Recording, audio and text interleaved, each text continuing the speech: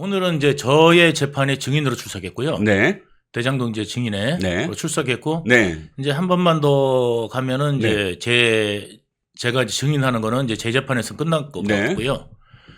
이재명 재판에 증인 출석했는데 이제 네. 검찰 신문 끝났고 네. 내일부터 예. 이재명 변호사가 예. 저를 신문합니다. 그렇죠. 그거를 무려 4.5개일. 네. 정진상 변호사가 4.5개일. 둘이 합쳐서 9개일 동안 저를 예. 물고 늘어질 것입니다. 탁탁 털겠죠. 또 지금까지 했던 말들을 다시 묻고 다시 뭐 하면서. 묻고 또 묻고 이렇게 말하고 바꾸고 저렇게 바꾸고 하면서 야바이 하면서 네네. 그러니까 이제 뭐를 해야 되냐면 네네. 꼬리 자르게 해야 되잖아요. 도마뱀. 그렇죠. 그렇죠. 예, 이분이 도마뱀이시니까 예. 꼬리를 잘라야 되니까 예. 그거를 하기 위해서 네. 온갖 무공이 난무할 겁니다. 네. 예, 현란한다고 생각합니다. 네. 자, 저 신혜영 님인가요? 노벨 증인상을 수여해야 된다. 뭐 이렇게 써주셨네요. 예. 그래도 이동규 저 본부장님께서 이렇게 버티시는 건 그래도 그걸 알아주는 많은 시청자분들이 있으니까 또 네. 버티실 수 있으실 것 같아요. 근데 무엇보다도 가족인 것 같아요. 오늘 첫 번째는 가족이죠. 딸하고 네. 아내가 아니면은 네. 아들 저 자식들이 아니면 네. 못 견딜 거예요. 그렇습니다. 맞습니다. 그러니까 예. 정말 왜 살아야 하나라는 생각을 네. 하게 되는데 정말 그 자식들 생각하면은 네. 저들이 아버지 없이 어떡할까 이 생각이 많이 나죠. 네. 자, 제가 하나, 말씀드릴게. 며칠 전에, 네. 진보 쪽, 그러니까 좌파 쪽 패널과 이제 이야기를 나누는데, 네. 좌파 쪽 패널이 확신을 하는 거예요. 무죄래. 15일도 무죄고, 15일 무죄는 1000%인데, 25일 무죄는 3000%래. 아니, 그래서 당신 변호사도 아닌데, 언론인 출신이거든요. 어떻게 그렇게 확신하냐? 그랬더니, 그거 이재명 변호하는 변호사한테 들었다는 거예요. 3000%가 무죄다. 이재명 변호사요? 예. 아이고. 김영 변호사 뭐라 그랬는데요? 뭐라 그랬어요? 김영 무죄라 그랬는데 5년 나왔잖아요. 그렇죠. 아이고. 그렇죠. 그래서 3000%가 무죄다 그러면 한 30년 나와야 되는 거 아닌가요? 내가 볼 때는 내일, 이게 이제 15일 날. 네. 저는 그냥 징역 1년에 집행유예 2년 정도 나오지 않을까 생각됩니다. 15일 날. 예. 다시 죄송합니다. 징역 1년에 집행유예 2년 나오지 않을까 생각됩니다. 집유, 많은 분들은 법정 구속 해라! 이렇게. 아니, 근데 왜냐면 생각하시는데. 선거법으로 하긴 어렵고. 네네. 예, 25일 날이 제가 볼 땐 징역형이 선고될 가능성이 있습니다. 25일 날. 예. 예. 그때는 진짜 징역형이 선고될 가능성이 있습니다. 위증교사라는 건 그야말로 미국에서는 사법방해죄잖아요. 사법방해죄니까 예. 외국 같은 데서는요. 예. 어마어마하게 셉니다. 네. 예. 그렇지요. 선진국일수록 네. 이제 그런 범죄는 굉장히 세게 묻는데 그렇죠. 후진국들이 좀 약합니다. 네. 우리도 사법부의 어떤 그런 양형 기준이나 이런 것들을 좀 손을 봐야 되겠다라는. 그런데 예. 지금 일반 사람들은요. 네. 위증교사했을 경우에는 네. 법정 구속될 가능성이 네. 거의 한 90% 정도가 법정 구속됩니다. 그렇죠. 예. 예.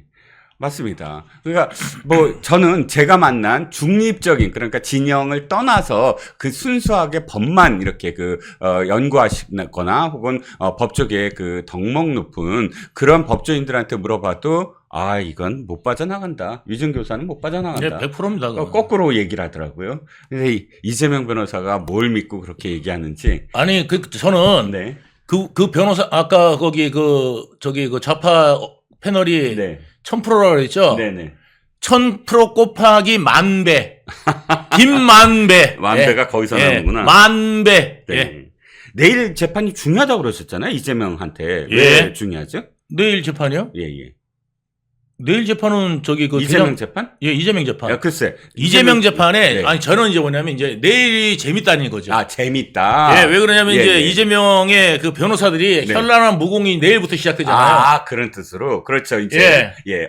그 파티가 이제 무려 9일 동안 이제 벌어질 예정이거든요. 네. 야, 그러니까 이제 정진상 변호사들 사실 또 이재명 변호사라고 보면 되고. 그렇죠. 다 이재명. 제가 볼 때는 이제 정진상으로 자르려고 그러는 것 같아요. 자기는 이제 관련이 없고 정진상이 는 못 빠져나갈 것 같으니까 정진상 정도에서 정리하려는 것 같아요. 네. 정진상이 왜 술을 먹어갖고 거의 그 수준이죠? 왜 김만배랑 술을 먹어갖고? 예, 내가 아니라 정진상 아니에요. 뭐 이런 식이니까. 그렇죠. 예, 그렇죠. 정진상은 왜냐하면 이제 거기 내용에 많이 나와서 정진상은 못 빠져나갈 것 같으니까. 네네. 예, 네가 좀 해라 네. 해가지고 아무튼 정진상은 이 꼬리 자르기에 네. 예, 요번에 포함될 것 같다는 생각. 그렇군요. 그러니까 시청자 여러분 어찌됐든 이번 내일의 재판 결과나 혹은 재판 과정들 기자들이 요즘은 재판에 옛날에 그렇게 신경을 안 썼는데 왜냐하면 뭐 공소장 보고 또 검찰이 뭐 그전에 많이 얘기를 해서 그런데 요즘 재판이 중요해요. 재판에서 네. 어떻게 뒤집어질지 모르고 온갖 이야기들이 다 재판에서 쏟아져 나오니까요. 왜 그러냐면 옛날에는 네. 사실은 이제 그 검찰 쪽에서 단계에서 네네. 이 사람이 이제 유무죄 판단이 거의 끝나요. 네. 그래서 이제 재판은 예, 이제 그 올라오면은 네. 이제 금방 끝났잖아요. 그렇죠, 그렇죠. 예, 왜냐면 이제 조서 관련돼 가지고 네. 부인하면은 한번 신문하고 네. 대충 이제 끝나고 네. 정리하는데 네네. 지금은 부인하면은 네. 그 관련 사람들 전부 다 불러서 법정에서 해야 돼요. 그 판사님이 뭘 못 그렇죠, 보냐면 조서를 못 봐요. 그렇죠, 그렇죠. 관련 조서를. 네네, 네. 그러니까 맞습니다. 증인한테 들어가지고 판단해야 되니까 네네. 변호사들이 날뛰는 거예요 지금. 예. 변호사 세상이 됐구나. 예, 날뛰는 거죠. 그렇죠, 그렇죠. 자, 이제 본격적으로 이야기를 시작해 보겠습니다. 자, 민주당 얘기부터 하죠.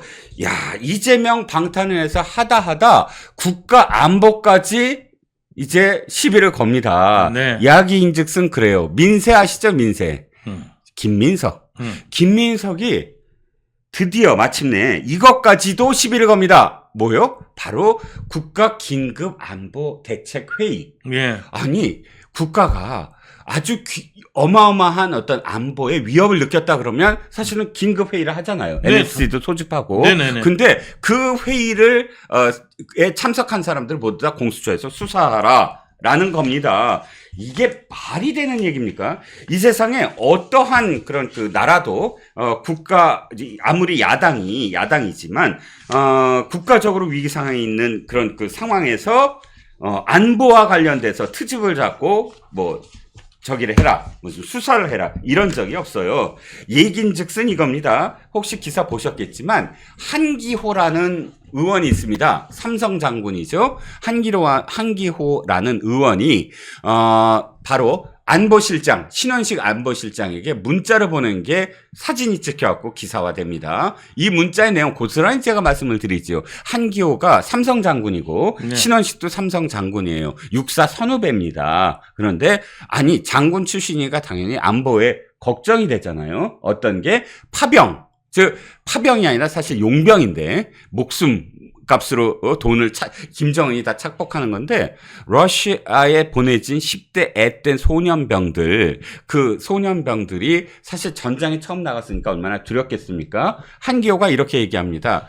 우크라이나의 협조를 얻어서 미사일로 북한 군을 포격을 하면 심리전에 그것을 이용할 수 있다라고 제안을 하는 거예요. 그러자 김민석이 외국의 전쟁을 일으켜서 도리어 전쟁을 일으켜서 한반도 국내 상황을 나쁘게 만든다. 즉 외환 위기를 내후 외환이라 그러잖아요. 외환 위기를 끌어들였다. 그 죄는 내란죄나 버금간다 하면서 공수처에 수사를 하라 이겁니다. 그러니까 제가 볼 때는 그 정신병원이 내가 볼 때는 네. 좀 시급한 것 같아요. 네. 그 정신과 환자들이 너무 많은 것 같고, 그러니까 통하다 이제 맨날 말만 하면 헛소리를 해도 다 통하니까 지네들 지지자들한테 네네. 생각하니까 이제 온갖 괴담에서 이제 괴담 갖고 하다가 이제는 뭐냐면은 파병 가지고 우크라이나 전쟁이 우리나라가 일으켰습니까? 러시아가 일으켰죠. 러시아가 일으켰지 우리나라가 일으켜가지고 지금 우크라이나하고 러시아하고 전쟁합니까? 무슨 정신 환자 아닙니까 이거? 그러니까 제가 아무리 이해하려고 해도 이자의 이 말은 아니 이해는 어차피 못해요. 정상적인 사람들은 이해 못해요. 당연히 네. 이해는 할 필요가 없는데 네. 이게 문제는 뭐냐면 이게 국가를 갖다가 우리나라를 갖다가 이게 사람들을 갖다가 도탄에 빠뜨리니까 문제인 거죠. 네. 맞습니다. 다시 한번 읽어볼게요. 시청자들의 이해를 위해서. 이게 바로 저는 내란 선동이라고 생각합니다. 이게 내란 선동이죠. 맞습니다. 김민석은 이게 국지전의 단초를 여는 행위이자 우크라이나의 불길을 서울로 옮기려는 외환 유치 음모, 도리어 전쟁을 완전히 일으켜라는 음모다. 대통령실이 국제 정세를 국내 정치에 일용하려는 정황이 드러났다라는 겁니다. 도대체 제가 물을게요. 지금 우리가 파병한다는 얘기 한 적 없어요. 우리나라 군인이 가서 북한군을 폭격하는 거 아니잖아요. 네. 우크라이나가 폭격하는 겁니다. 그리고 두 번째, 미사일 우리나라가 지금 우크라이나에 못 줘요. 살인무기 아직 못 줍니다. 네. 그건 러시아와의 관계를 그래도 마지막까지 조금이라도 유지해야 되는 어떤 선이기 때문에 그러면 현재 가 있지도 않아요. 그런데 폭격을 한다는 건 북한군을 살상시키겠다는 게 아니라 뒤에 보세요. 심리전에 이용하겠다는 거잖아요. 아니요. 살상시켜도 됩니다. 네. 이건 뭐냐면 어차피 전쟁이라는 게 살상을 하는 거지 않습니까? 네. 살상을 당할 거를 생각하고 살상을 남을 하러 간 게 아니라 네. 남을 하는 것뿐만 아니라 살상 당할 생각도 해야 되는 거 아니겠어요? 그렇죠. 우크라이나 파병돼 갖고 우크라이나 전쟁, 우크라이나 군에 네. 살상 당할 수 있죠, 당연히. 그렇죠. 그러면 가서 무슨 뭐에 이거 개죽음 아닙니까? 그렇죠. 이게 무슨 평화를 위한 겁니까? 침략 전쟁에 네.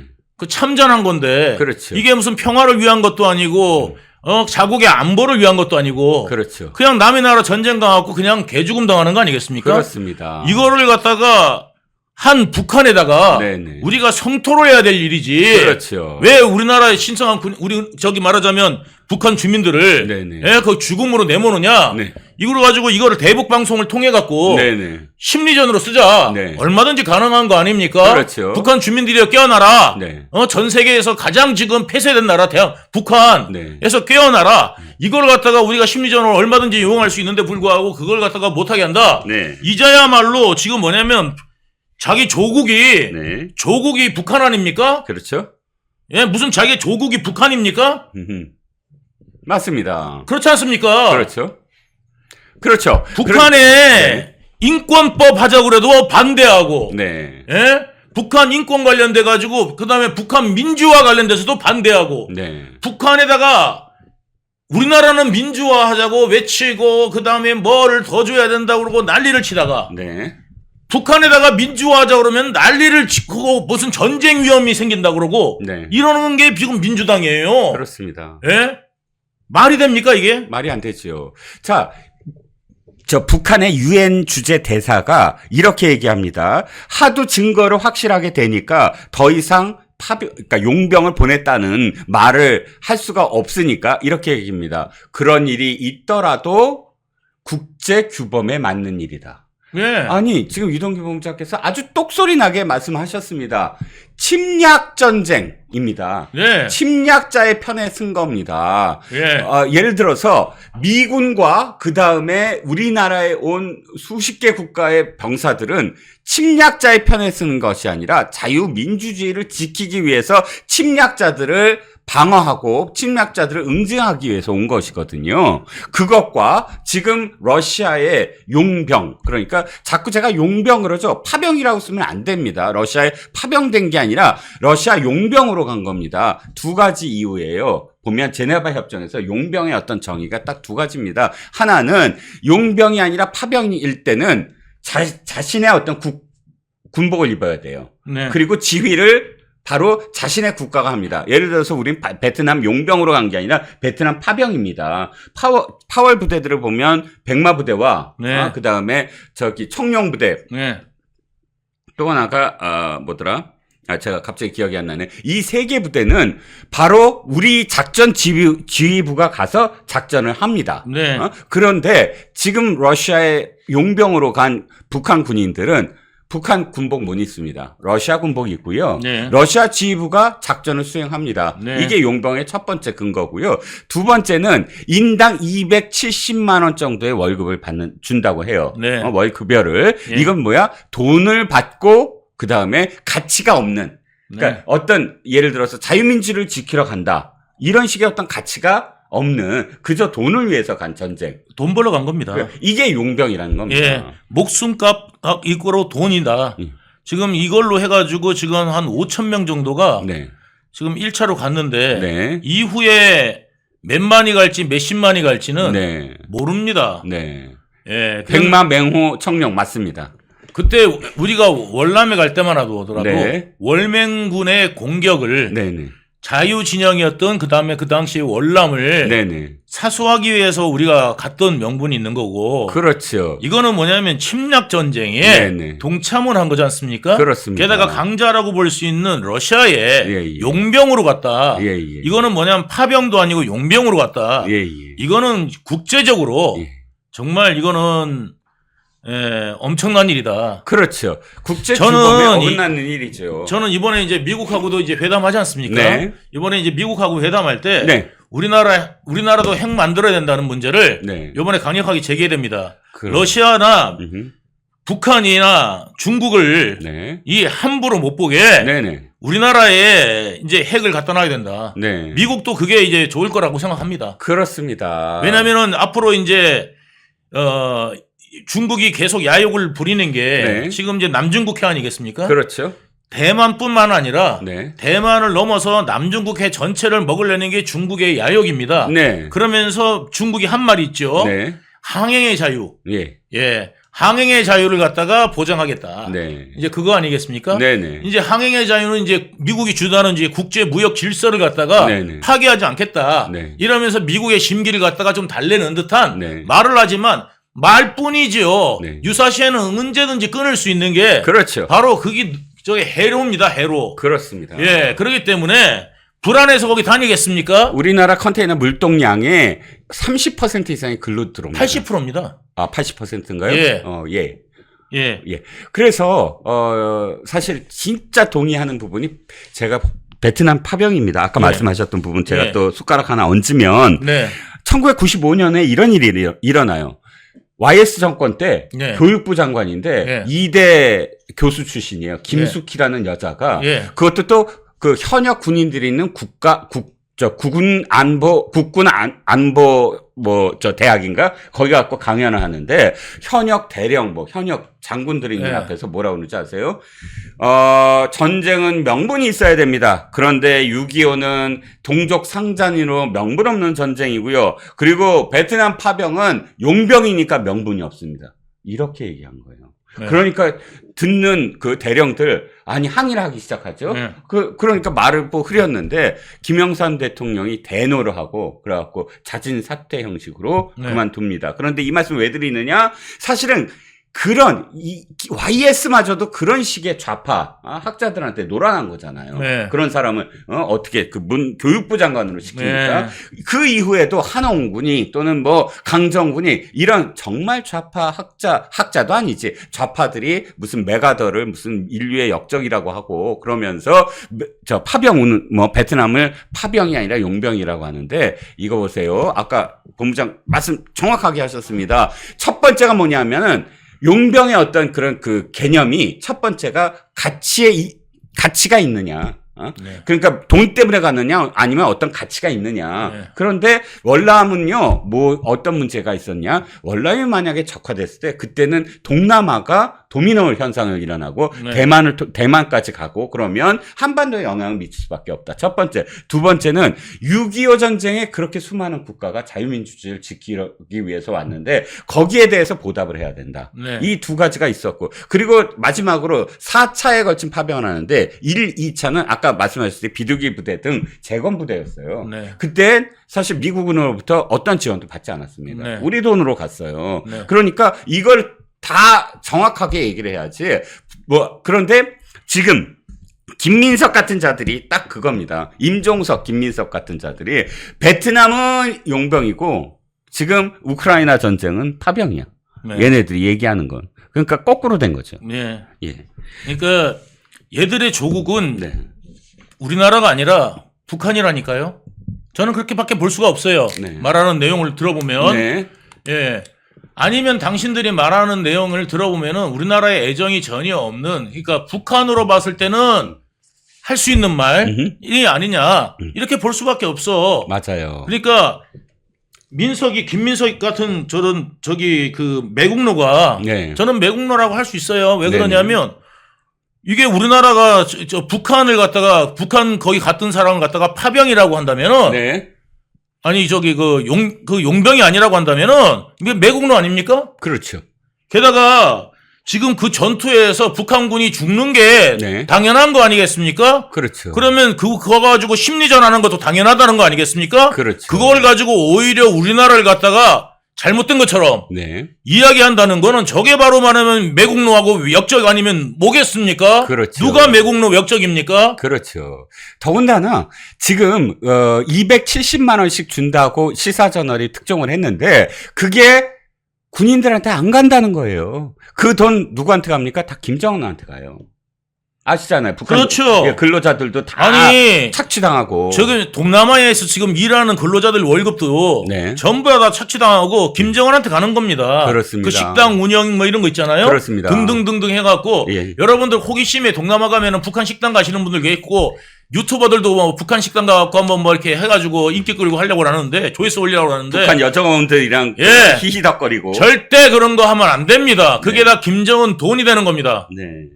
맞습니다. 그런데 마지막으로 제가 분노한 대목은 이거예요. 그렇다면 김민석이 정말 NL 주사 팔아서 이러느냐? 임종석은 맞아요. NL 주사 팔아요. 네. 그래서 김정은이 무슨 얘는 생각을. 족보도 없어요. 예, 족보 없어요. 그러니까 이제 임종석은 확실하게 김정은이 지금 무슨 생각할까를 헤아려서 이게 국가를 이야기한 거고, 김민세는 뭐 때문에 하느냐? 하나면부터 10까지 이재명 방탄이야. 지금 이걸 얘기함으로써 그 안보까지도 윤 대통령이 지금 엉망진창이고 우리나라를 위협을 했다. 외환이라는 말을 썼어요. 즉 탄핵의 하나의 또 요건을 하려고. 이게 왜냐면요. 예, 이게 예. 있습니다. 지금 북한 간첩들하고 네. 지금 NL 좌파들 특히 한총련 세력들은 완전히 이재명 밑으로 다 들어갔지 않습니까? 네. 그 기어 들어간 세력들하고 지금 김민석이가 네. 이제 이게 세력이 지금 그런 상황이니까 네네. 요거를 잘 활용해서 네. 얼버무려서 사람들 좀 헷갈리게 해야 되겠다 이 생각을 지금 갖고 있는 것 같아요. 그러니까 이재명이 주민들 설명회 가갖고도 지난주에 네. 그 녹취록 나왔지 않습니까? 그렇죠. 그 설명회에서 가가지고 한 이야기들 보면은 주민들을 갖고 놀아요 그냥. 아하. 거짓말로 네네. 살살하면서 아주 사람들을 갖고 놉니다. 그렇죠. 예, 그것처럼 혹세무민하는 지금 상황이다. 네네. 이런데 지금 이 북한이 만약에요, 네. 이런 가능성이 있습니다. 지금 연평도에다가 네. 이번에 지금 뭐냐면 자기들이 비행기를 우리가 날린 게 네네. 연평도에서 왔다 이거예요. 네네네. 그거는 뭐냐면 연평도하고 나중에 국지전을 일으킬 명분을 갖는 거거든요. 네. 그래가지고 제가 볼 때는 우리나라 지금 본토에다가 쏘면은 김정은을 갖다가 직격 때릴 것 같고, 그렇죠. 만약에 현무. 연평도를 갖다가 공격하고 네. 연평도에다가 상륙작전을 벌이면 네. 일부 군들은 죽겠지만 네네. 평양 공격은 안 할 거다. 네네. 이 판단을 지금 하고 있다. 네네. 북한은. 네네. 그래서 연평도를 공격함으로 인해서 네네. 실질적으로 뭐가 있냐면 네. 이게 군사적 위협이 있는 것처럼 네네. 예전에 우리가 북풍 관련돼 가지고 하잖아요. 네. 뭐 여러 가지 어떤 사건이 있었듯이 지금 김정은한테 가장 필요한 게 뭐냐면 남풍입니다. 남풍. 네. 그러니까 뭐냐면 남한이 이 전쟁 광들이 네. 진짜 이런 전쟁 위협이 있다. 네. 이거를 실제로 하면서 보여주는 네. 이런 퍼포먼스를 충분히 김정은으로서는 체제 안정을 위해서 할 필요가 있거든요. 네. 네. 왜냐하면 지금 체제가 안 지켜져요. 네. 말을 안 들어 이제 국민들이. 그렇죠. 그런데 억압은 더 해야 될 거 아닙니까? 네. 옛날에는 한 요만큼만 옥죄면 이게 그 말을 들었는데 네. 지금은 2배, 3배를 해도 말을 안 들으니 네네. 이 2배, 3배를 하려고 그러면은 불만이 폭발할 거 아니겠어요? 네. 그러려면 그 불만을 폭발하는 거를 갖다가 방지하려니까 뭐냐면 안보 위협으로 네네. 그거를 막으려는 거죠. 네네. 지금 김정은의 계산은 바로 그겁니다. 그렇습니다. 그런데 단순한 안보 위협 정도 갖고는 약발이 얼마 안 가. 네. 그러니까 이제 요렇게 약발이 좀 떨어졌다 싶을 때는 연평도를 한번 백령도. 백령도. 네. 그러니까 백령도를 한번 때리겠다. 네네. 이 생각을 지금 북한 김정은이 갖고 있는 거를 네네. 이 애들이 알고 있는 거예요. 아, 그리고 국지전을 내 단초를 제공한다라는 건 이미 국지전을 지금 북한에서 김정은 정권이 할 거라는 걸 알고 있다. 예. 라는 거죠. 그래서 이렇게 만약에 이제 일으키면 이것이 저 정부 때문이다. 네네. 이렇게 지금 몰고 가려고 하는 건데 네. 이거는 누구 때문이냐면 정확하게 이야기해 줄 필요가 있습니다. 네. 핵 누구 때문에 만들었냐? 핵이 누구 때문에 만들어졌냐? 김대중이 뭐라고 그랬어?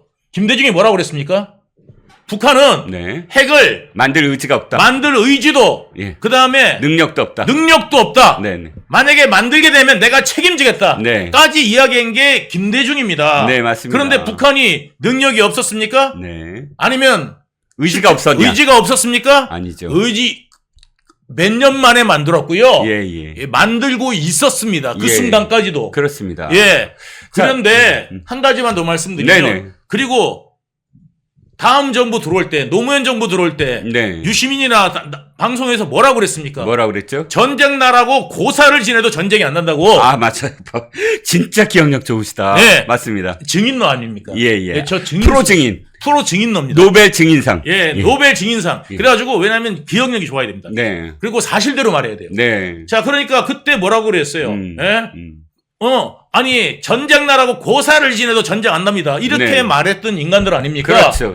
그런데 오히려 전쟁 위협을 지들 이야기가 먼저 하고 있잖아요. 그렇죠. 지금. 거꾸로. 이게 얼마나 이율배반적입니까, 여러분? 그렇죠. 핵을 안 만든다 그러더니 핵 만들었어. 그럼 누구 책임이에요? 그거 책임진다며요. 책임 안 졌어요. 그리고 난 다음에 지금 뭐냐면 전쟁 나도 고사를 지내도 전쟁이 안 난다며.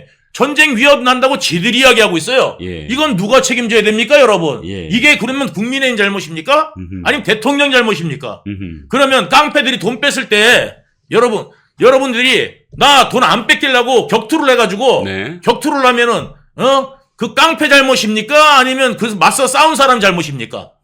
그렇잖아요. 그렇습니다. 그냥 평화를 위해서 돈 뺏겨. 예. 이거 아닙니까 지금? 예. 말이 되는 소리를 내야지. 얻어 터졌는데 맞서서 응징을 하려고 하니까 너 왜 폭력을 써? 이렇게 얘기하는 거예요. 아니 그거 야 너는 싸움 좋아해? 뭐 이러는 거 아니에요? 그렇죠. 너 왜 그 전쟁을 일으키려고 해? 아니 그 사람한테. 아들이 돈 뺏기고 왔는데 네. 돈 뺏기고 왔어. 그런데 다음 날은 보니까 얻어 터지고 왔어. 네. 그럼 너는 왜 오늘 싸웠어? 예. 그랬더니 돈 뺏기는 거 안 뺏기려고 했더니 그러다가 이제 나도 한번 붙어보려고 싸웠다. 예. 계속 뺏기는 게 너무 속상해서 억울해서 예. 싸웠다 그랬더니 네. 아들한테 뭐라고 그러냐면 김민석이 그럴 거예요. 김민석이는 아들한테 예. 너 평화를 싫어해? 예.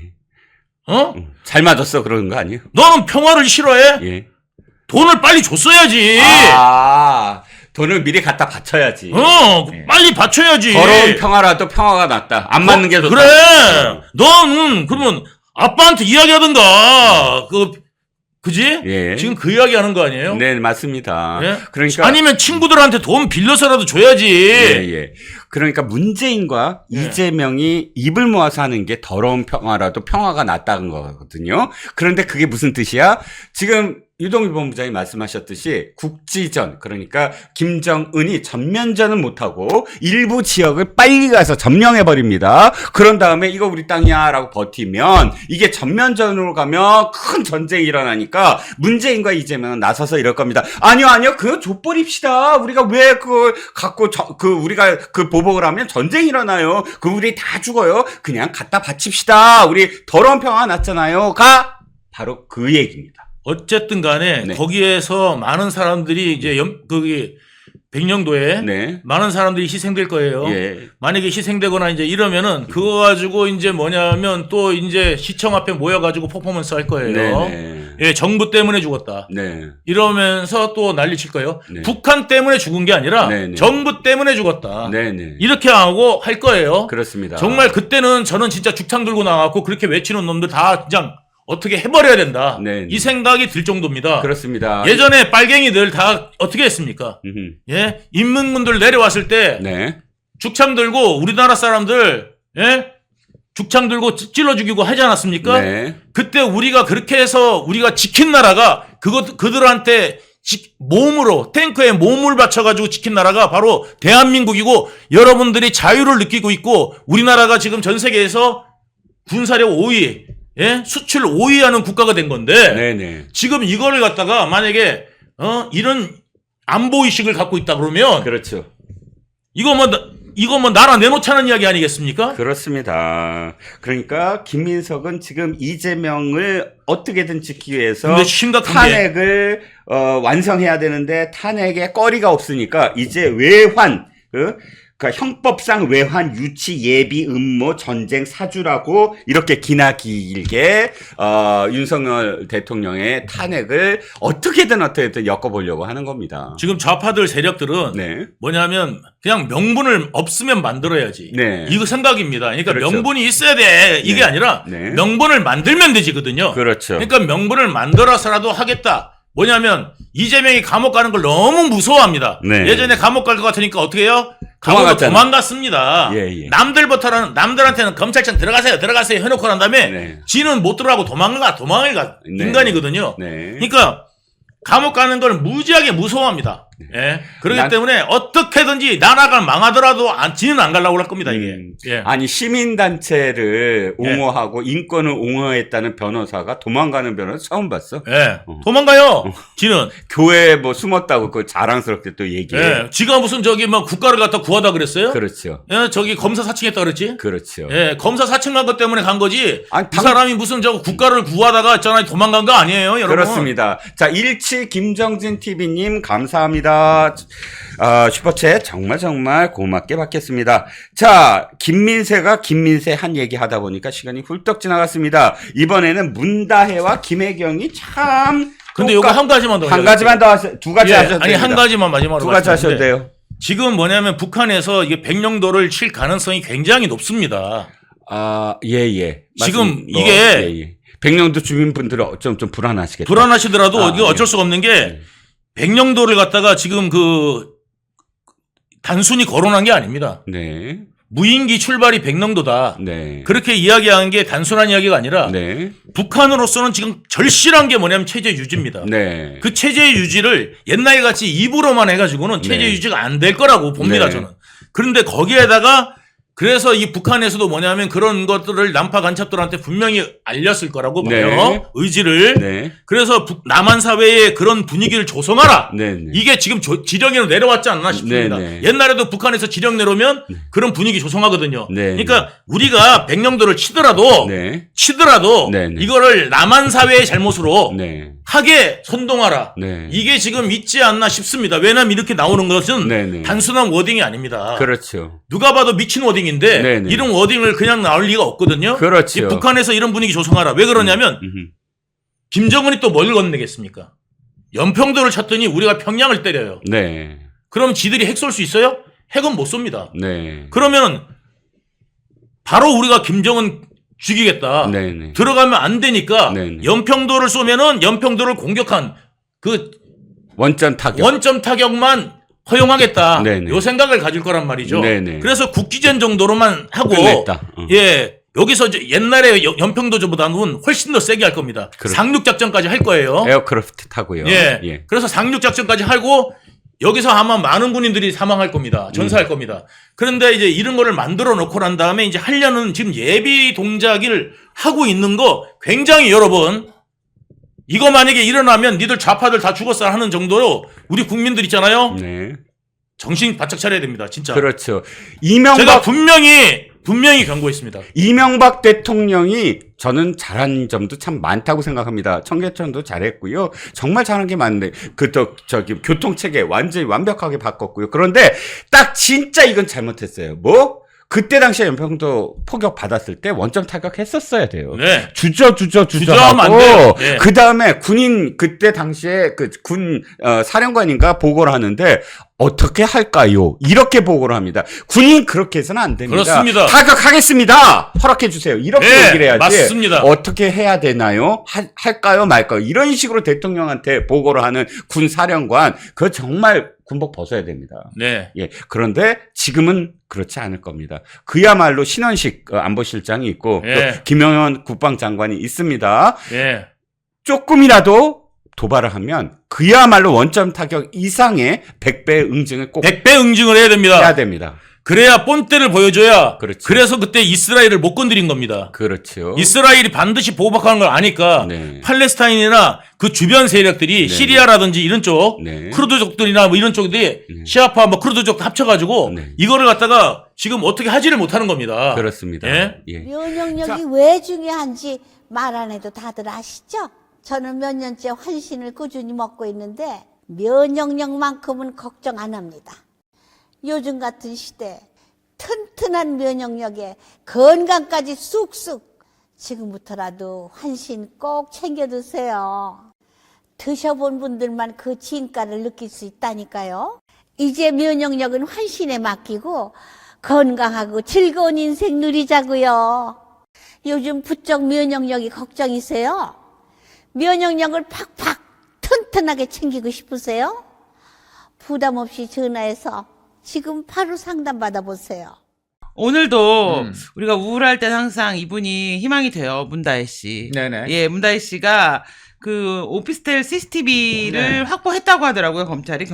그렇습니다. 네. 예, 그래서 이 영등포 구청에 지금 여러 가지 수사 의뢰까지 해서 그 오피스텔 폐쇄 회로 네. 실제 영업 목적으로 투숙객을 들였는지 서울 영등포서가 이틀간 24일부터 이틀간 지난주 이틀간 요 네. 오피스텔을 찾아가지고요. 네네. 보름치 CCTV 영상을 확보를 했습니다. 네. 여기 투숙객이 그 문다혜 씨 그 집에 네. 드나들었는지 다 동선이 나오기 때문에 네. 숙박업소 운영한 게 맞는지 이제 확인을 할 거고, 상식적으로는 보름 동안 문다혜 씨가 들어갔다 나왔다 해야죠. 상식적으로는. 그렇죠. 그런데 거기에 정말 문다혜 씨가 아니고 뭐 하여간 다른 분들이 또 매일 뭐 거의 뭐 하루 또는 이틀 네. 걸러가지고 계속 다른 분들이 드나들었다면 아니, 문다혜 씨 친구가 저렇게 많아? 사촌이. 와, 사촌. 그리고 우리 대통령 오촌이 내가 대통령 오촌이 몇 명이지 네. 보름 동안 네. 대통령 오촌 몇 명 드나들었는지 한번 네. 문다혜 씨 주장에 따르면 그렇죠. 다 그런 거 아니에요? 그렇죠. 그러니까 대통령 오촌이 몇 명인지 보름치 네. 다 이 나온다. 오피스텔이 종갓집인가요? 네. 그렇게 되고요. 그 다음에, 재미있는 게, 이 구청 관계자들이 그래서 22일 날 네. 실사를 먼저 나갔어요. 이틀 동안 경찰이 이제 CCTV 압수한 게 네, 있고요. 네. 그 전에는 영등포 구청 공무원들이 또 이제 실사를 나갔는데, 네. 나가기 직전까지 투숙객이 있었다는 그런 얘기가 있고요. 네. 그 다음에 24일에는 지금 경찰이 그날 이제 들어간 거죠. 이 네. CCTV 확보인데 이때 보니까는 지인을 통해서 오피스텔 내부를 문 씨가 정리한 정황도 확인이 됐다. 중년 여성인데요. 이분이 그 24일 오후 3시쯤 네. 차를 타고 건물에 도착해서 그 문 씨 집에 들어가서 네. 1시간 동안 있다가 짐 여러 개를 들고 나오고 일부는 쓰레기통에 버리고 나머지는 차에 실어 갔다고 해요. 네네. 근데 이분이 집기 관리를 여러 차례 해줬다는 것이고 청소부 등 고용된 관계는 아닌데 문 씨가 사회에서 만난 지인이라는데 이 집은 말이죠 참 지인이 많아요. 그쵸? 문 대통령의 오랜 지인이 제주도에 별장을 갖고 있다가 그것을 이제 문 대통령도 아니고 왜 또 지인의 딸한테 맞아요. 파는지, 맞아요. 왜 딸한테 팔면서 10억 넘는 그 뭐 굉장히 상당히 더 비싼 집인데 고작 공시지가에 파는지 하여간 이 지인만 등장하면 알지를 못하겠어. 우리 지인들이 좀 그래요. 네. 뭐 양인의 지인의 딸이고. 네. 그 다음에 여기 보니까 이 지인은 또 네. 오피스텔 청소를 해주시나 봐요. 그러니까 근데 이분은 또 사후에서 만난 지인이래요. 그리고 고용된 청소부는 아니래. 그러면 근데 지인이니까 쉽게 말하면 아는 관계니까 내가 아무 대가 없이 돈을 안 시간과 주나? 노력을 들여 지금 이 표현이 청소부 등으로 내가 고용된 관계가 아니에요. 쉽게 말하면 내가 그분한테 뭐 이렇게 일해주고 대가를 받는 관계가 아니다. 그리고 사회에서 만난 지인이다. 그 아는 관계로 그냥 해주는 건가?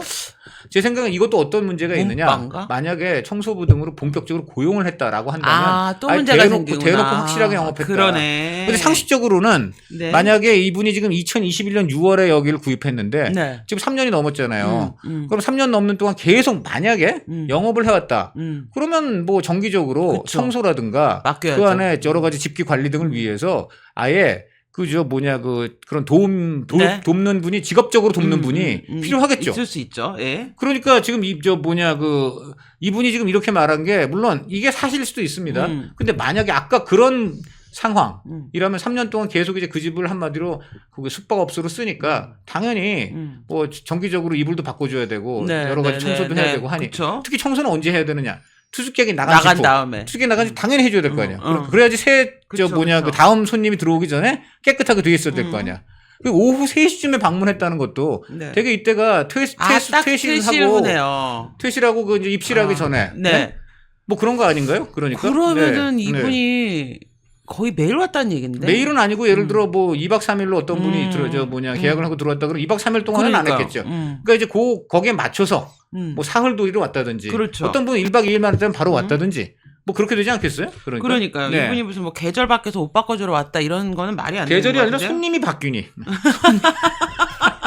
라는 말이 이분은 아니니까. 계절이 바뀌어서 네, 이불을 네. 바꿔주러 왔다. 근데 이게 아니고 손님이 바꿔서 이불을. 아니 손님이 지금 바뀌어지니까 전에 들어간 손님 이제 나왔고 새로 이제 계약한 손님 좀 있으면 들어가니까 그 사이에 이불 교체. 손님은 사촌이라고 부르고 자기들끼리 그러니까 계절이라고 그렇네. 부르는 그러니까 사촌 한 명 나갔으니까 또 다른 사촌 오기 전에 네?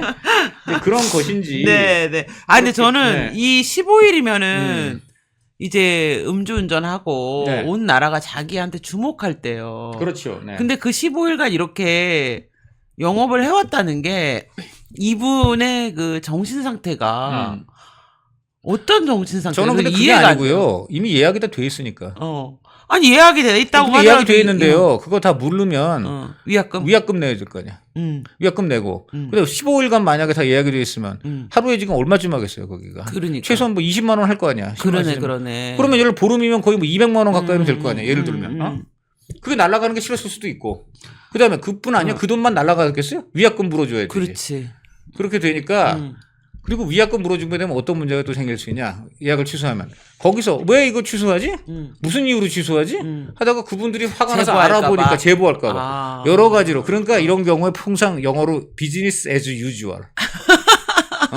정상 근무, 그러니까 지금 어떤 하던 동요도 대로. 없이, 어떤 위기 상황에도 군장병원 일체 동요 없이 정상 근무하라.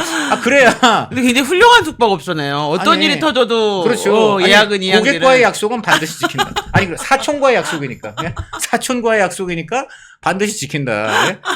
그렇죠. 그렇지 않겠습니까? 이게 공유 숙박업소가 아니라 혈육 숙박업소 아닌가? 예? 가족 숙박업소? 친인척 숙박업소? 그러니까. 저는 하여튼 네. 대단한 아이다. 이 정도 되면은 네. 상황 수습 능력이 전혀 없거나 네. 상황 인지 능력 자체가 떨어지거나. 아니, 저는 상황 수습 능력이 나름 있다. 제가 아까도 얘기했지만 어떤 위기에도 동요 없이 정상 근무하자. 그리고 배팅하는 거예요. 이게 들통날 가능성과 그리고 들통나지 않을 가능성. 들통나지 않을 가능성을 더 높게 보고. 둘째. 진짜요? 이 그럴 수도 있죠. 상황에서? 아니 왜냐면 솔직히 저게 지금 우리 시민들 제보에 따른 거잖아요. 그렇죠. 그러니까 우리 민도를 약간 낮게 본다면 요건 모르겠지. 요건 모르겠지. 그래서 이제 한 건데 이게 왜 드러났느냐? 지금 이만큼 우리 문재인 일가에 대한 분노. 그 내로남불과 위선에 그렇죠. 대한 국민적 분노가 있는 그렇죠. 거예요. 그러니까 그렇죠. 사람들이 찾아낸 거지. 그렇죠. 만약에 이분들이 인심을 크게 잃지 않았다면 이렇게까지 우리 국민들이 파고 들었겠어요? 이게 결국은 민심의 문제예요. 그러네요. 민심을 잃었기 때문에 야 저거 봐라. 그러지 않아도 우리 동네에 수상한 게 있는데 알아보자. 이래서 시작된 거거든. 그러니까 이거 계속 알아보다 더 나오는 이 거 아니야? 모든 게 다 연결이 돼 있는 거예요. 이게 사람이 참 한 번 잘못을 저지르고 두 번 잘못 저지르고 그러다가 이제 아예 잘못이 아닌 거. 난 이거 잘못 아니야. 뭐 우린 떳떳하고 선인이니까 가족은 건드리면 안 되니까 뭐 더 이상 참지 않을 테니까 뭐 이런 식으로 계속 살다 보면 네. 국민들이 야 진짜 이 사람들은 안 되겠네. 너무 가증스럽네. 그러네. 저렇게 숨기고 그러는데 끝까지 우리가 다 찾아내자. 이렇게 돼서 나온 거예요 이게. 네. 진짜 저는 그럼에도 불구하고 네. 이 아이는 정말 네. 정신감정을 좀 의뢰를 해봐야 된다. 이쯤 되면은 이 네. 아이는 이게 정상은 아니다. 네. 얘는 병이다 이런 생각이 좀 들더라고 이거 보면서 네. 아 이쯤 되면 이건 병인데 근데 이렇게 제가 이렇게 보니까 굉장히 돈을 모으는데 집착을 지금 하고 있어요. 그렇잖아요. 얘가 굉장히 뭐 또 지금 살려 그렇잖아요. 그러나? 아니 뭐 여러 가지가 있을 수 있는데 뭐 본인의 생계를 위해서 그럴 수도 있는 것이고 또 뭐 정신분석하면 복잡하겠죠. 아니면은 나는 그야말로 정치인 아빠 만나가지고 뭐 젊은 시절 때 내가 많이 희생했다. 우리 남편도 전 남편도 막 직장 옮겨 다녀야 했고 뭐 이럴 수도 있고. 그러니까 이게 제가 나도 그러고 진짜 옮기고 싶다. 일반 그렇게. 국민 볼 때는 이해가 안 되는데 그러니까요. 이분 입장에서는 뭔지 모르지만 이건 확실한 것 같아요. 저 지금 돈을 굉장히 집착해. 그래서 어떤 형태로든 돈을 계속 좀 벌고 싶고. 근데 문제는 그 돈 버는 지금 어떤 그 방법이 전부 아빠 주식회사로 그러니까요. 연결된 거. 그러니까요. 이게 지금 문제인 거예요. 지금 그렇습니다. 그러니까 문재인 이게 정말 주식회사. 문재인이네. 그러니까 이게 정말 문재인 거예요. 네, 그렇습니다. 그래서 참 네. 문다혜 씨 진짜 훌륭한 분입니다. 이와 함께 지금 이제 제주도도 계속 진행되고 있죠. 제주도의 네. 경우에 한 가지 눈에 띄는 거는 이 제주도가 지금 제주도가 신속하다기보다는 어쨌든 네. 지금 그 수사 의뢰를 제주도가 했는데 한 가지 눈에 띄는 거는 뭐냐면은 지금 제주도 도지사가 민주당이에요. 아 그러네요. 지금 그러네요. 잘 보세요. 영등포 구청은 신속하게 지금 내사를 했는데 그쵸. 거기서 영등포 구청장 지금 누구예요?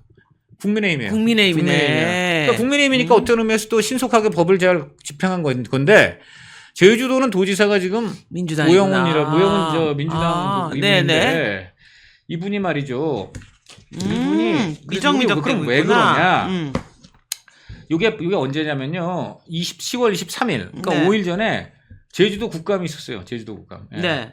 제주도 있었죠. 국감이 예. 있었는데 네. 여기 이성권 우리 국민의힘 의원이 이게 지금 그 문제의 그 과거 송기인 별장 지금 네, 이제 네. 문다해 공유 숙박업소인지 무슨 주택인지 하는 거기에 불법 숙박업을 했다. 네. 네. 이거 수사를 해야 된다. 이제 이렇게 하니까 여기서 민주당 오영훈 지사가 아무런 허가 없이 무허가로 숙박업을 했다면 위법일 수는 있다. 이 표현도 재밌지. 위법일 그러네. 수는 있다. 여러 가지 위법이죠. 근데 위법이다 이렇게 했는데 위법일 수는 있다. 여기서 이제 한번 어쨌든 간에 그러면서 여러 가지 징후가 확인돼서 요게 표현이 중요해. 그러니까 지금 민주당 도지사임에도 이게 부인하기 힘든 여러 가지 징후가 힘들죠. 확인돼서 자치경찰, 제주경찰에 수사 의뢰를 했다는 것이고 9월 13일 날 수사 의뢰를 받았다. 지금 이렇게 나와요. 9월 13일 날. 요게 중요한데 9월 13일이 뭐냐면은 이때가 바로 추석 직전에 문재인 바로 8월 말에 그 문다혜 씨 이제 제주별장을 검찰이 압색한 직후예요. 그러면서 이제 그때 네티즌들이 벌떼같이 달려들어서 야 이거 이제 보니 공유숙박업을 허가 없이 한 것 같다. 이제 이렇게 됐거든요. 몰려서 어쩔 수 없이. 그러니까 이제 이게 굉장히 이제 커지고 이런 상황에서 더군다나 국감이 있잖아요. 네. 그러니까 지금 민주당 도지사임에도 불구하고 국감인가요? 이거 안 되겠다 해서 9월 13일 날 수사 의뢰를 받아가지고 네. 이게 이제 도청이 수사 의뢰했다는 거죠. 네. 이게 중요한 거죠. 9월 13일 날 제주도청이 수사 의뢰했다는 것인데 네. 저는 정말 그것도 황당해. 이때까지도 이게 제주도청도 지금 민주당 거잖아요. 지사도 그쵸, 민주당이고. 그쵸. 그럼 같은 민주당인데 서울의 민주당 윤건영 의원은 그때까지만 해도 그러네. 불법 숙박 여기 별장이 아니라 어엿한 그러네. 공유 숙박업소고 숙박업 등록도 돼 있다. 그러네. 그러니까 그 즈음이네요. 같은 민주당의 윤건영 의원은 여기가 지금 합법적으로 운영하는 등록돼 있는 곳이다 이래놓고 동시에 같은 민주당의 현지 제주도지사는 네. 야 수사 의뢰 이건 같은 당 맞습니까? 서로 이거- 얘기를 전혀 안 하나요? 아니 얘기 전혀 안 하겠지. 무슨 얘기 왜 얘기를 안 하느냐? 이렇게 큰 사건을? 이제 얘기 안 할 수밖에 없다고. 왜? 일단 윤건영 의원은 문재인 대통령 말만 듣습니다. 제가 보니까 그래요.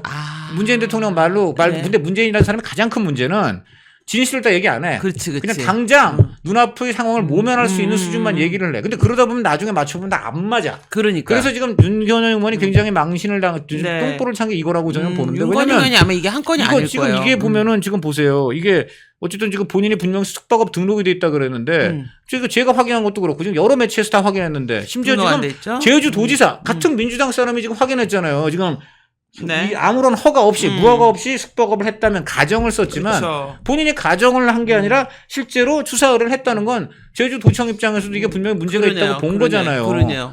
그럼 이게 뭐냐? 같은 민주당인데도 쉽게 말하면 지금 제주도지사한테는 문재인이나 이쪽에서 전화 안 해? 전화를 안 하지. 왜 해? 이런 거는요. 아까도 얘기했지만 여러 명한테 얘기하면 안 돼요. 한 명한테만. 아니 왜냐면 생각해 보세요. 이게 다 지금 거짓말까지는 그치, 아니더라도 그치. 부분적인 진실만을 얘기하고 있는 것인데 네. 이걸 여러 명한테 얘기해 보세요.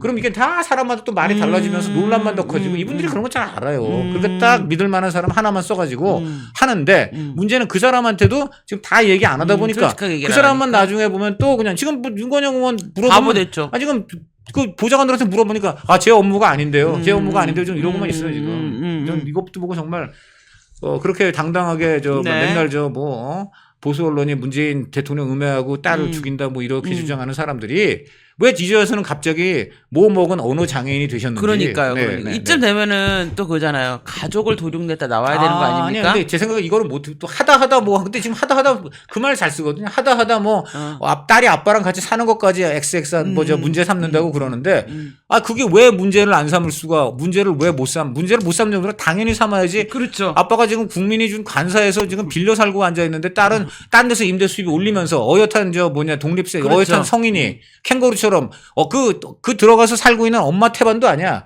국민이 준 태반에 캥거루로 들어갔으니까 그 엄마도 탕란인가? 그렇지. 탕란이잖아. 탕란. 캥거루 주머니가 네. 국민 주머니야. 그 캥거루 주머니는 국민 주머니지. 그 캥거루 주머니에 나오는 저지 국민이 준 세금이지. 아빠가 네. 번 돈도 아니에요.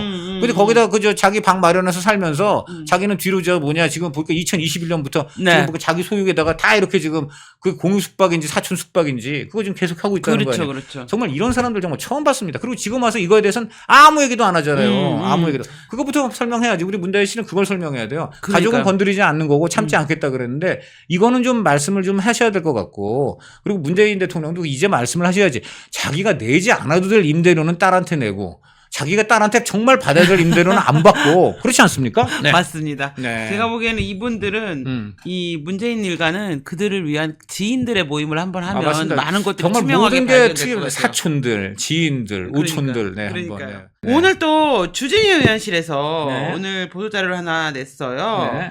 그래서 이제 이화영 관련해서 냈는데요. 네, 네, 네. 이번에 이제 국감에서 사실 이화영 변호인가 우리 주진우 검사님 전 네. 검사님의 네. 멋진 신문 공방이 일어나지 않았습니까? 그렇죠. 래서 네. 보니까 이화영이 진술만 7번을 바꿨다. 그렇죠. 네. 그런데 왜 검찰만 계속 해명하냐? 왜 이화영은 해명하지 않느냐? 막 이런 식의 내용으로 그럼요. 보도자료를 냈더라고요. 그럼요. 지금 연하고 짜장면 이제 이 네. 문제인데요. 날짜를 계속 바꿔요. 그쵸. 본인이 처음에는 7월 3일이라고 했다가 갑자기 6월 18일이나 19일로 또 네. 바꾸고 네. 그다음에 이게 정말 상식적으로 검찰 조사실에서 검사들이 술을 내오고 연어 짜장면이 나오고 이럴 수 있느냐? 그쵸. 그랬더니 거기에 대해서 이화영? 교도관이 유리벽 바깥에서 보고 있었는데 뭐 종이컵 안에 술이 담겨 있어갖고 몰래 음주를 해서라도 했더라도 몰랐을 수 있다. 뭐 이제 이런 식으로 처음에는 근데 또 교도관의 시야 확보가 어려웠다 했는데 이것도 가만히 보면은 무려 당시 창이 말이죠. 네. 가로 170cm. 웬만한 사람 키보다 크고요. 그쵸. 세로도 90cm, 1m 가까운 네. 거예요. 이런 거대 유리창을 통해서 네. 안을 들여다볼 수 있는데 이걸 가지고는 그 안에 술자리 회의 장면을 교도관이 못 볼 수가 있다. 지금 교도관들 다 조사했는데 그런 일 없었다고 하는 거거든요. 그랬더니 지금 그렇게 얘기를 하는데 네. 170에다가 세로 90이면은 170 키보다 그보다 약간 작은 사람은 그 네. 유리창 안에 완전히 거기 안에 그냥 다 들어갈 수도 있는 거예요. 사람이 들어갈 수도 있는 그런 유리창을. 박범계 장관하고 이재명 두 명도 충분히 들어갑니다. 가능하네. 야, 진짜 딱 제가 누구를 비유할까 하다가 정확히 찝어주셨습니다. 박범계, 이재명 두 명 딱 들어가서 네. 나란히 서도 네. 다 되는. 네, 됩니다. 그러한 키 높이 굳으면 안 신으면. 네. 그래서 이제 네. 그렇게 되는 건데 그런 걸 가지고서 처음에 들으면 웬만하면 다 알 수 있는 건. 근데 이거를 계속 7번이나 손바닥 뒤집듯 하니까 검찰이 여기다가 무려 30명 넘는 당시 관계자들 다 이제 조사를 다 네. 일일이 했고요. 그래서 저는 정말 이화영 부지사의 경우 어떻게 보면은 참 황제 진술이다. 본인의 진술에 따라서 우리 그치. 국가 공무원들이 이렇게 그쵸. 그냥 그 엄청난 시간과 에너지를 그러네, 계속 그러네. 써가면서 아닙니다. 또 그럼 이렇게 한번 얘기해 볼게. 그것도 저희가 해보니까 아닙니다. 그럼 또 저렇게 얘기해 볼게. 그것도 아닙니다.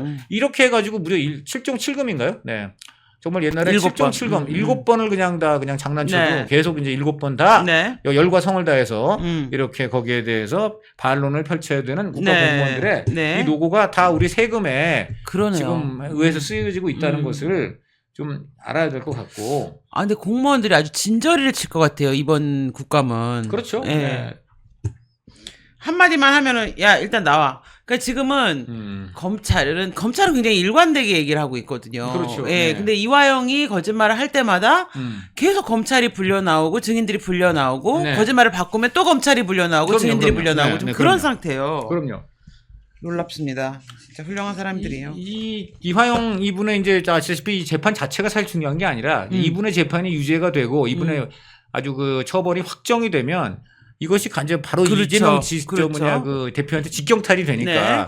지금 모든 이재명 변호인들이 달려들어서 이분을 네. 변호한다고 하는데 네. 이분도 속으로 다 알죠. 이게 나를 변호하는 게 아니라 이재명을 변호하고 그렇죠. 있다는 걸 다 그렇죠. 알죠. 그럼에도 그렇죠. 불구하고 이분은 오로지 딱 하나만 믿고 있는 거죠.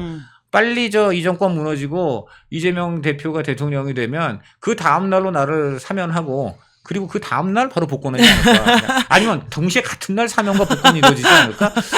뭐 1호로? 예, 뭐 이런 지금 아마 어. 그리고 아마 그럴 것 같아요. 형량 순으로 사면 복권 해달라. 그러니까 내가 제일 많이 받고 제일 고생하지 않는 그러니까 나부터 1번 그리고 뭐 2번 3번 맨 마지막에 끝까지 이른바 덤비고 막 네. 지분을 근데 이게 요구하는 만약에 그런 1심 결과가 좀 이재명 대표한테 불리하게 나오면 심경의 변화가 있을 수도 있을까요? 네? 이화영 씨가? 어떤 부분에서 이번에 이제 위증교사랑 그 정치장법 아니죠. 선거법 위반? 1심밖에 아니기 때문에 2심 가기 전에 정권 무너진다. 또 이러겠죠, 이제. 그러니까 충분히 나는 동결되고 너는 사면 복권 된다. 예. 네. 근데 이렇기도 할 것 같아요. 1심에서 유죄를 받고 만에 하나 그건 생각도 할 수 없는 얘기지만 만약에 그래서 법정 구속되면. 자, 집권을 한다. 글쎄 법정 구속은 할 수 있을까요? 저는 그거는 솔직히 좀 우리 판사들의 그동안 여러 가지 그 면모를 볼 때 어렵겠죠. 어렵다는 느낌도 들고 얼마 전에 제가 이렇게 기사를 보니까 음주 운전을 이제 남자가 했는데 옆에 옆자리에 여자가 이제 바꿔치기를 한 거예요. 그래서 이제 남자는 옆자리에 술 먹었지만 운전 안 하고 타고 여자가 운전한 것이냐 이렇게 좀 이제 연기를 했는데 그게 좀 죄질이 나쁘다 해가지고 두 사람을 다 판사가 징역형을 때리고 법정 구속했어요. 근데 물론 당연히 법정 구속할 수 있는 사안이라고 보는데요. 그러면 그런 기준에 따르면 왜 조국을 법정 구속 안 합니까? 2심까지 그렇죠. 당연히 지금 제 생각에 음주를 이제 음주한 거 바꿔치기 한 거 물론 나쁘지만 조국이 지금 저지른 그 죄 혐의들 뭐 그 음주 바꿔치기 한 거 이상이면 이상이지 그럼요. 덜하지 않습니다. 그 유재수 감찰 무마만 하나만 해도 아주 그 죄질 나쁜 그럼요. 비리 공무원을 같은 친문이라고 해서 봐준 거거든요. 그쵸. 완전 공무원 기강을 완전 자기네 편 그거는 그럼 순식간에 범죄자도 그냥 선량한 양인으로 둔갑시키고 외형 그것을 감찰한 그 수사관들을 이걸 지금 적폐니 아니면 검찰의 음모니 해가지고 그 사람들을 오히려 탄압한 끝에 김태우 그렇죠. 사태가 난 거거든요. 맞습니다. 자 그러면 그거 하나만 봐도 적어도 음주 바꿔치기도 나쁜 범죄지만 그것보다 더하면 더했지 덜하지 않은데 이런 사람은 지금 2심까지도 세상에 1심에서 그분들은 아마 제가 구속한 걸로 알아요. 음주 바꿔치기는. 근데 이거는 지금 2심까지 다 사실상 그렇죠. 이제 그 법률심만 남은 상황이고 양형도 똑같이 유죄 그 형량도 똑같은데 그러면 아까 그 일반 그렇게 음주 바꿔치기해서 구속된 그런 일반인이었다면 네. 당연히 구속돼요. 그런데 그렇죠, 지금 세상에 그렇죠. 2월에 지금 선고를 내리고 지금 10월이 다 가도록 뭐 하고 있는 겁니까 대법원? 그러니까요. 그러면 저는 그런 의미에서 아까 음주 바꿔치기 그분들도요 항변할 수 있을 것 같아요. 그렇죠. 힘없는 우리는 바로 구속하고 조국은 봐주는 건 물론이고 세상에 국회 의석 10석 넘는 국회 의석 확보해서 떵떵거리고 지금 저렇게 지금 범죄 혐의가 명백한 사람은 지금 네. 대통령 탄핵시키겠다고 하고 있고 이게 정상인 건지 저는 법원에 묻고 싶습니다. 네. 저도 그래서 잘 그래요. 공무원들하고 싸울 일 있을 때 양문석 얘기를 해요. 그럼요. 어떤 놈은 20살짜리 딸한테 11억 대출을 팍팍 불법으로 해주면서 왜 저한테만 이렇게 가혹하시나요? 그럼요. 아니 이렇게 진짜 저는 잘해요. 이거 법관들한테 묻고 싶어요. 범죄는 당연히 법정 구속할 수 있는 겁니다. 그러면 그렇죠. 잣대는 똑같아야죠. 똑같이. 네. 그래서 이화영 씨의 이 굳은 지조와 신념이 네. 근데 우리가 이분은 하긴 했잖아요. 이분은 이렇게 초지일관한 분들이 아니고 아니 이분은 또 고백했잖아요. 왔다 갔다 하는 아니 분이잖아요. 이화영이 뭐라 그랬어요? 이재명 뱀 같은 인간이라 그랬잖아요. 그러니까요. 그래서 이분의 이 굳은 절개가 언제쯤 또 방향을 틀지. 저는 이게 좀 큰 문제일 것 같아요. 지금 제 생각에 뱀 같은 인간이라고 한 거 있잖아요. 네. 뱀 같은 사람. 네. 요것 때문에 아. 사면 만약에 지금 사면대에서 복권을 안 돼. 사면도 좀 기다렸다가. 네. 너 정말 내가 뱀 같니? 언제 이렇게 돼가지고. 근데 제가 보기엔 이화영이 그런 실언들이 자꾸 터지는 게 실언이 아니에요. 진심이지. 어쨌든 이제 천기누설이고 그 진심이죠. 계속 터져야 네. 이화영이 아 내가 찍혀서 어렵겠구나 이런 저는 포기를 하는 그래서 그걸 김성태 어, 회장이 깐 일부러, 겁니다. 일부러. 깐 거예요. 네. 그걸 이재명 네. 입장에서는 이관계인데 네. 김성태 그분은 머리를 잘 쓴 거죠. 계속 나왔.